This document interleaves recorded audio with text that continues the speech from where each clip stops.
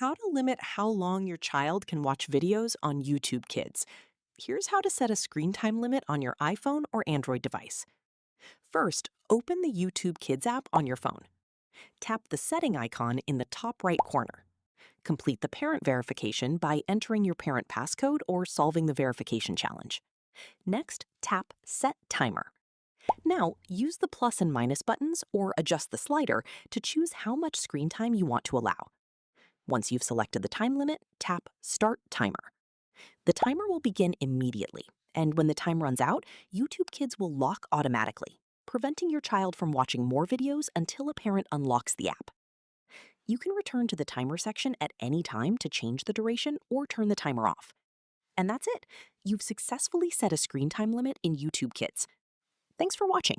If this tutorial helped, don't forget to like the video and subscribe for more tech tips, app tutorials, and how-to videos.